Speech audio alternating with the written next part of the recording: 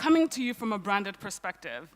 And it's actually a place of humility, because I'm not coming to you as a brand that's completely figured digital out. I think Gail and Matt, who are my partners over at Google, will tell you that that is not the case. But they walked us through this journey as we tried to figure it out as a brand. And so what I'm going to try to do today is bring alive to you this journey that we walked through as we figured it out, and basically eliminating every excuse of every brand marketer in here, that all of this inspiration that you just heard, that you can't put it to work when you leave this room, because we did just that. So with that, I'm going to talk about the recent campaign from Durex, Durex Connect. And to start, I want to ask a question, and please be honest. True or false? How many remember that when I was a kid, I hated those questions, you understand me? Because it was like a 50-50 shot. True or false? I touch my phone more than my partner. How many say true? Ah, thank you for being honest. How many say false? That's because you didn't ask your partner. They will probably not agree with you. Yes, the number of hands that say true in this room is the reason why Durex embarked on this journey. It's like, why the hell do you care so much about technology and relationships? And what the hell has that got to do with sex? We did some research, and you told us, consumers just like you, 75% of you use a phone when you're having a meal with your partner. You've been there, you've done it, and every time you go to a restaurant, you see people on a romantic date. They should be connecting, looking into each other's eyes lovingly, and they are tapping away at something so irrelevant in that moment. 40% of you say technology negatively impacts their relationship. They actually recognize. So imagine the 60% that don't even recognize that quite yet. 30% say a partner has been distracted by a phone while they were being intimate. Seriously? And the one that I personally don't get, because it will never happen in my household, and that is 12% have answered a phone during sex. What? Seriously. So there's obviously a problem with this. So it's no wonder people are actually having 20% less sex today than the year 2000. And the number one driver of that is actually technology. We've interviewed couples that would say, for example, how many times a year do you have sex? We had one extreme couple, 8 times a year. They are married, they're 12 months in a year. So if it's 8 times, there are months that these people are not having any sex. And you're like, why? Oh my God, we're so busy, we have kids, blah, blah, blah. And then you ask them, that's interesting. So when you come home, like, what do you do? Like, what time do your kids go to bed? Like 7:30. Well, what time do you go to bed? Like 10 o'clock. So what the hell are you doing between 7:30 and 10 o'clock? Well, I'm like playing Candy Crush, and he's catching up on his laptop, but we don't have time to have sex. Interesting. And the reason why this is really important for us as Durex is because we understand that the best sex, great sex, it starts before the act of sex, and if it's good, the effects last way after. How many times have you come into work the next day and somebody was so happy and you know they got some the night before? And how many of you have a boss that you wish had gotten some the night before? So this is the reason why this matters. So with that in mind, as a brand, you see all these trends happening in your category. And so many times we see these trends and we just go, that's so weird. Somebody should do something about that. What my challenge is to you today is, be that somebody. If there is something happening in your category that runs against everything that you stand for, do something about it. For us, any enemy of sex is an enemy of Durex. Simple as that. So we took this head on, and last year we launched this campaign. Couples are having more of a relationship with their tech than each other. Durex couldn't stand aside and let relationships suffer, so we started a mission that fought for change. By coinciding with Earth Hour, we found the perfect platform to call on couples to turn off to turn on. We released provocative mission statements and a short film, which soon caught the world's attention. Now, it's got 6 million views on YouTube so far. Pour consulter leur téléphone portable. Come up with your turn off to turn on campaign. Basically, Rihanna wants us to be doing the wild thing. Am I right, Rihanna? Are la bază un insight. Esența, de fapt, toată șmecheria acestui clip, până la urmă, e slogan. The soundtrack was so popular, we released it. Our film topped the viral video charts, and by the end of the 2-week campaign, we'd struck a universal chord that rang true in 23 languages across 56 different countries.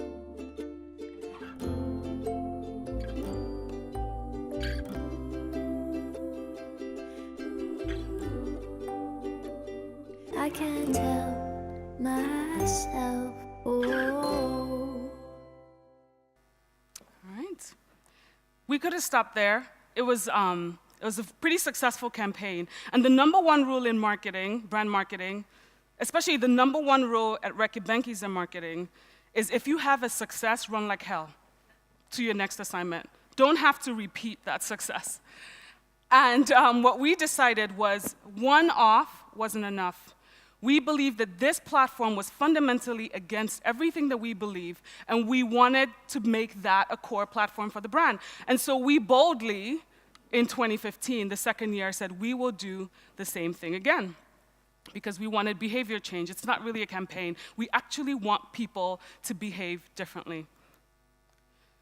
So, as we kind of started out on this journey, we set some very ambitious targets. And keep in mind, we're not Red Bull, we're not GoPro, we're not Nike. So these are crazy targets for us. And we sat in a room and we said, you know what? We want to do this campaign again. And the second time around, we want it to be bigger than the first time. Well, that's really hard to do, right? The second time around. We said we wanted 2 billion impressions. We want 50% of them to be earned. And we want 50 million views. And that seems really crazy for us because we're not that kind of brand typically. But we decided to do that because there's a quote from John Maxwell that I love. And it says that if you're leading and nobody's following, you're just taking a walk. So we knew that if we were going to do something that had behavior change as a key component, it had to be big. It had to have a cultural component, and it had to actually make a difference. 10 people seeing this would not be important. 20 people, 100,000. We wanted something that would impact the world that we live in and the consumers that we talk to. So in line with that, we talked to our creative agencies, and we said, we want an idea that is not just cool and is not just creative. We want an idea that will inspire behavior change. And we worked quite differently. So when we actually had this idea, we pulled all of our agencies together, and we said, you know what? If we're going to make this kind of an impact, it's not going to be one agency alone. We need to work as one collaborative team. And it was very different for us. They literally worked together. For months, we met every week for 2 hours with all these people. This doesn't even include the RB people. All these people together in a room for 2 hours, working this idea, massaging this idea, and making sure that it would really come to life. And the core of the idea for us was, we can either beat them or join them. And instead of fighting against mobile technology that's such a big part of our lives, what if we use that same technology to bring couples closer together? So don't fight it, just do it. So we launched a new technology division, Durex Labs, and we partnered with a Silicon Valley tech entrepreneur. I love this lady, Susie Lee. She's a biophysicist and a biochemist, and she's the CEO of a dating app called Siren. So we worked together with her, and we developed a technology that we believed would actually give you an orgasm. We announced this at the Mobile World Congress on March 3rd, which is the creme de la creme of all things mobile. And we felt that this would be great to kind of drive buzz for the brand. We were actually astonished by the reaction that we got to the announcement. We hadn't actually revealed what the technology was yet. We just said we had this division, and we wanted to create something that would give people an orgasm. And we got coverage press articles in all these different countries. Before we had even launched what this technology was, 400 articles were written about this in a week. 500 million PR impressions. We had almost 2 million visits to our website, and social media was a buzz. Everybody was guessing, what could this technology be?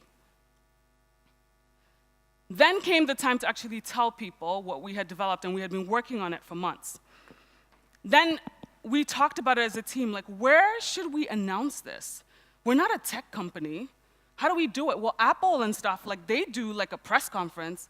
That seems kind of lame. Like, I don't want to do a press conference. That just seems kind of weird. We don't do that kind of thing. So we're like, okay, not a press conference. What about a TV ad? Like, we could totally do things, do it that way. And I think for us, we decided to be unafraid. And we said we would do things very differently than we had done before. And for us, that was YouTube. And so you ask yourself, why YouTube? For us, because this was so core and fundamental to our brand ethos, we wanted this revelation to be associated with our brand forever. And there are very few places where you can place content, and whenever you look up my brand, it will always be there.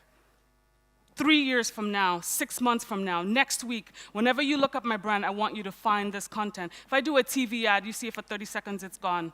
If I put something in a lot of different platforms, you see it and it's gone, it's fleeting. We said, no, this is a core fundamental part of our ethos, and we want it to live forever. We wanted to reach our target demo. We're a sex brand, we're a condom brand, we're a lubes brand, typically pretty young. They spend a crap load of time on YouTube. And we wanted them to engage with the content. And this seems pretty simple, but if you're trying to start a cultural conversation, it probably makes sense for the video to have sound. So we chose YouTube. And then we wanted it to be transparent. And the reality is, if I come to you and I say, oh my God, there's this really cool video, you're probably going to go to YouTube to go find what that really cool video was. And so if we wanted something that was going to drive cultural conversation and that the press would actually write about, we knew that we needed to put it in a platform that it would be very transparent and people could easily find it. And then last but not least, there were so many tools, partnership tools and support that YouTube and Google provided to us. From the creative team, the Zoo, Richard and Steve, from when we had the original idea, they helped us refine it, they helped us kind of prove it out, and they really challenged us. They asked us some questions that probably hurt our feelings sometimes, but at the end, it made the work better. We wanted it to be a global launch, and we wanted to centralize it. And for us, that meant, even though it was English language, that it needed to be translated into a number of different languages, but for it to be one video, that's really hard. And there are not a lot of places where you can do that. But we knew that if we then uploaded it to YouTube, we could simultaneously run like 25 different languages. So it automatically, when you see the content, even if you were not an English speaker, the subtitles will come up immediately, and you could be part of that experience. So that was, there weren't that many platforms that allowed us to do that. And lastly, the war room. We had never done one before. So that's why I said, I'm not coming to you as an expert. We've done like 1 million of these things. This was our first war room experience. And they sent a team to our headquarters, and we worked on it together. And in real time, optimized it to make sure that we were getting this content to the audience that was the most receptive to it, and ultimately at the lowest cost that we could. So, voila. Here was our revelation. Chica.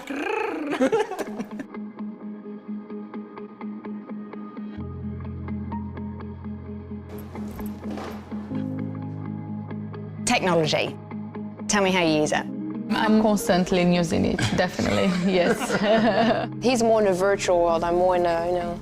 I update all the time. I want to look at what's going on. 15 hours a day, like quite a bit. A lot. I like my eBay shopping. Facebook, Instagram, Pinterest, and then maybe, what else? Images. Ooh. I share my bed with Facebook. Inside the bed. Inside the bed. What? Under the duvet. Were you watching motorbike videos? What would you say if I told you Durex has discovered a piece of tech that could help you out in the bedroom? You got our attention. I'll say, woohoo! Bring it on. Yeah, exactly. Let me show you. In conjunction with Durex, My research team has been working on a development for smartphones that can change the way people use tech in the bedroom. We want to see if we could use phones and other devices to help bring couples closer together. Every modern smartphone has a 3-axis gyroscope and accelerometer. Could we utilize those? Was audio stim viable to enhance pleasure in our couples? How? Suddenly it dawned on us. The most powerful answer is always the simplest. It works on all operating systems and devices, and it's free. Free. So, are you ready to see what it is on your phones that will give you an amazing sex life? Yes. Yes. Here it is. The off button.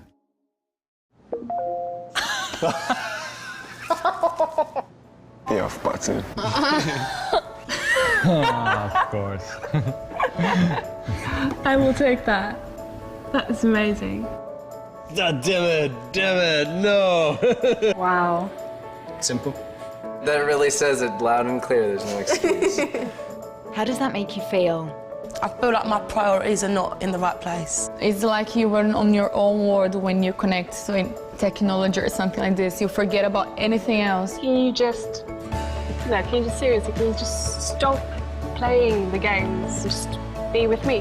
With all the time that I spend on my phone, that's easily time that I could be spending time with him. You're kind of cheating on me with Twitter.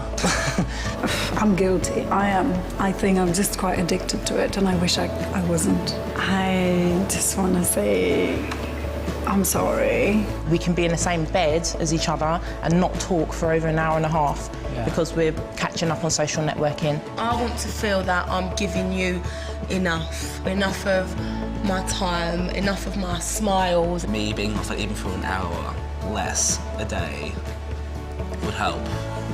It would be nice just to get that time. Yeah. Just do something. Yeah. I'd really like that again. I'm getting quite emotional. I'm not crying, I swear. I'm sorry I neglected you for eBay. Também, meu lindo. Ti amo. I'm very glad we came here today. Me very too. glad.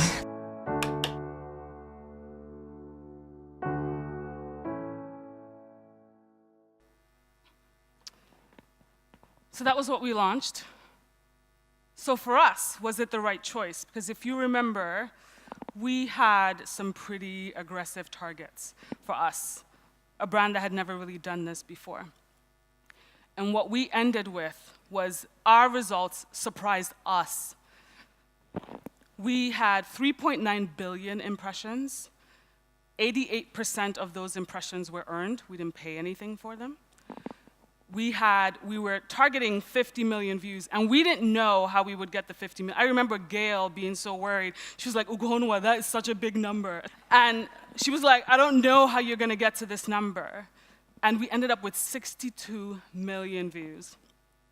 And what gives my company, RB, an orgasm? 33% lower CPV.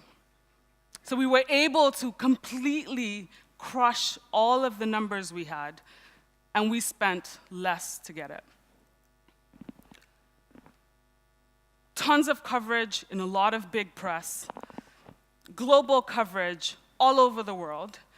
And one of the things I love so much about this campaign is that when I think about the social chatter that happened, 105 different countries, we had mentioned social media. People were talking about this in social media in 105 countries. We launched this in 60 countries, 105 countries. The views, 62 million views on YouTube. We had 75 in total because there were some countries where we couldn't run YouTube. The views came from 228 countries. 228, even North Korea. I don't know, the one person, it was one view from North Korea. I don't know who that was, but they were very highly connected because they got to see the content. It was fantastic. And it was the most watched viral ad in the world for 3 weeks in a row.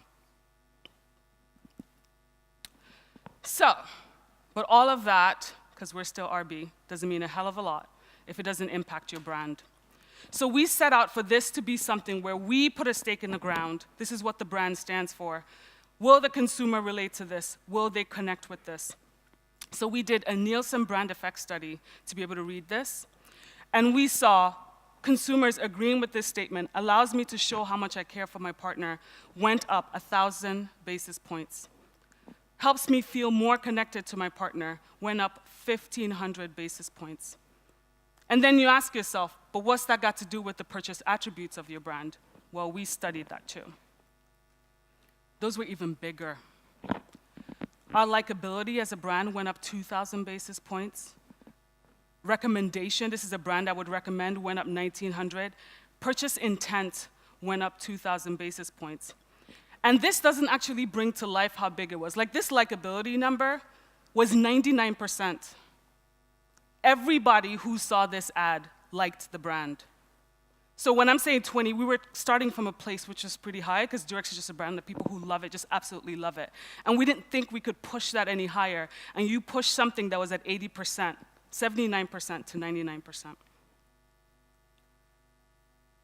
So, as you look to reimagine your brand, as you look to reimagine content, what that means to us is if you do nothing else, if you see something impacting your category and you're a leader, do something, lead. Number two, if your targets don't make you uncomfortable, you're not being ambitious enough. It should scare the crap out of you. We were scared, and we communicated this to the organization that we were going to achieve these targets, and we could not mathematically get ourselves there. You should be that uncomfortable, because it will make you do things very differently. It will make you think differently. It will make you look at creative very differently. Teamwork really does make the dream work. All our agency partners working together. My media person, Jo Chechinovich, she's a bulldog. And she worked so hard with Aegis and to figure this out and to help us solve this in partnership with Google, as well as our social agency, our digital agency, Havas, the creative agency who came up with the idea.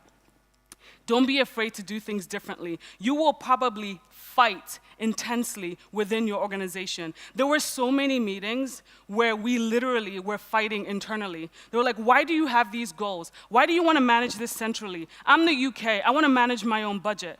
And we had to literally fight for this idea, so be strong and very courageous. Because at the end, because we were able to optimize globally, we saved 33%. So if you believe something is right and your gut tells you so, and that's another thing, this ad, we never tested it. No consumer testing. This was the team intuition. Because I think something we do as marketers, and I hear this all the time, is we'll say consumer. I don't even talk consumer insight anymore. It's a human insight. Will a human relate to this? They are people. If you won't share it, they won't share it either. I've asked so many people, they'll show me content, and then I go, so tell me, how are you going to share this on Facebook? Look at this great ad from Durex. Hell no, nobody shares that way. When's the last time you shared something on Facebook and said, look at this great work from Coke? No. You typically like, oh my God, I love this. It's hilarious. This made me smile. It made me cry. Get human again. Whatever touches you will touch another human. So if you bring it down to a human insight, it's more likely to make an impact, and you don't have to spend a lot of money in consumer testing, because last year, we didn't test it. This year, we didn't test it either. Lastly, it doesn't really make a difference if it doesn't impact your brand. And we were very fortunate last year and this year because we followed our intuition, because we did pay attention to what we as people and as humans reacted to. We did come up with great ideas that did move the brand. And if you hear nothing else, when you go home tonight, touch your partner. Awesome, thank you.